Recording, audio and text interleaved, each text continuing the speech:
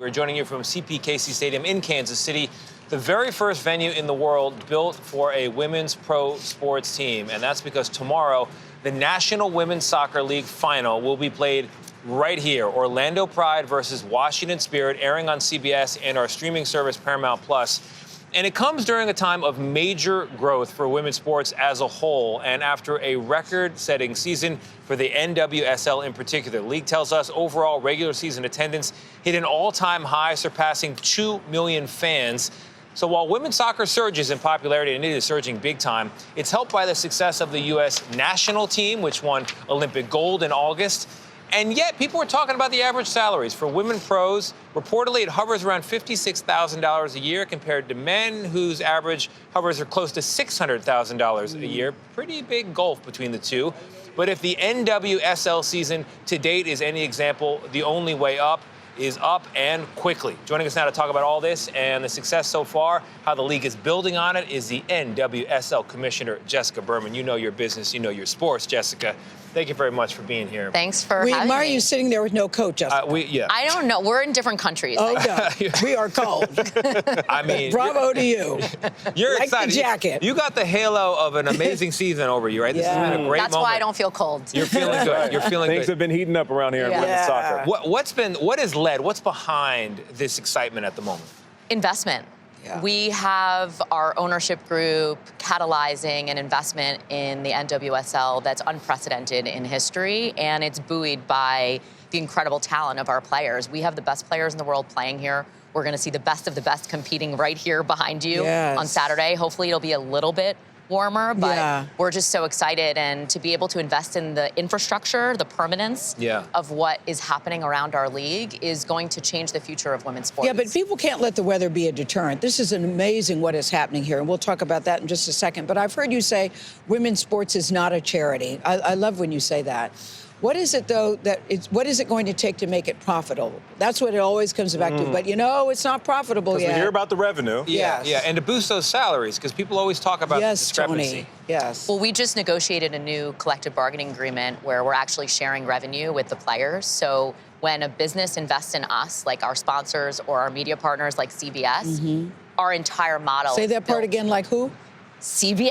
Yes. CBS, prime time tomorrow night. Yes. All of that revenue is being allocated and distributed across our ecosystem, and a really key component of that is making sure our players are paid what they're worth. So we got to grow our revenues, and we got to grow the compensation of our players so that the whole system can rise. And that's what you see in the men's leagues, that revenue share.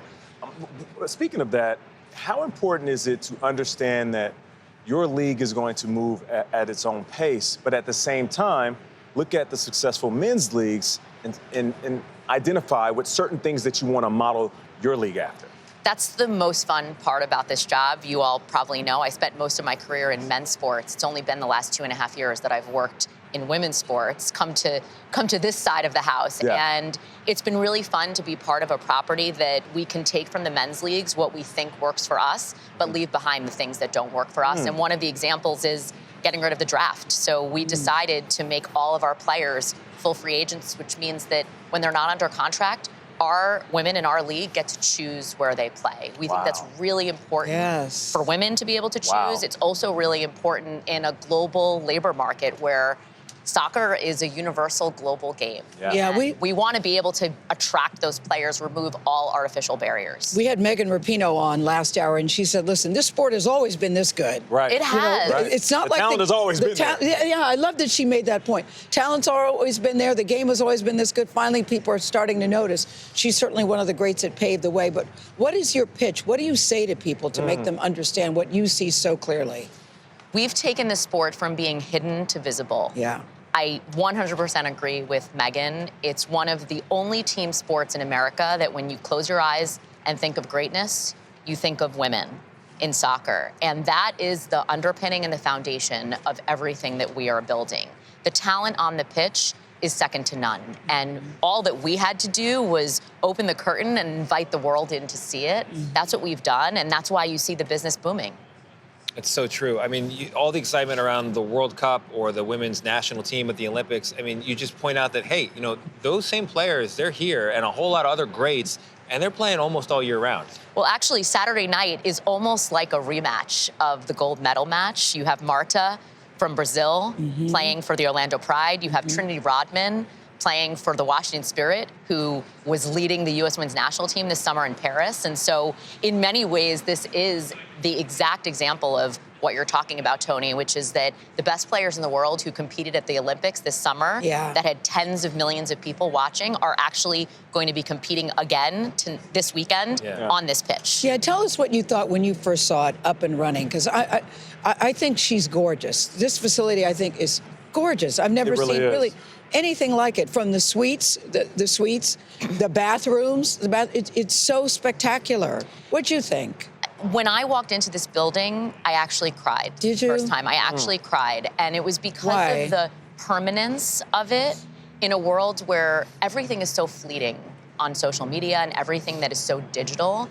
This is something that for this community will last for generations. Yes. And it won't go away. It's not going to disappear in your feed. It is here to stay. And some of our viewers may be wondering why Gayle's so excited about the bathrooms, but it's because they're unisex, but also because they're like little apartments. You go in, you close the door, it goes all the way down to the floor. Privacy. Yes, there's no space. There's no space that you can see somebody in there.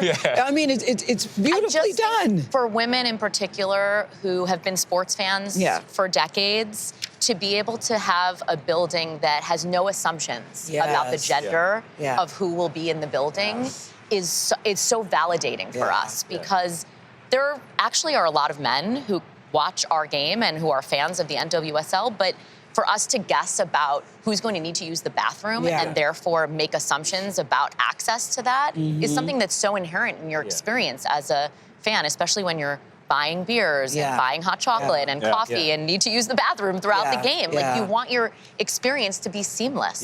Bravo, Commissioner, bravo. And for the men, you got to put that seat down and keep the aim on point, all right? Focus in. Jessica Berman, thank you very much. Appreciate Speaking from personal experience? Katie doesn't want to share a bathroom with me, I'll tell you that right now. You can watch the championship game between Orlando and Washington tomorrow right here on CBS and on Paramount Plus.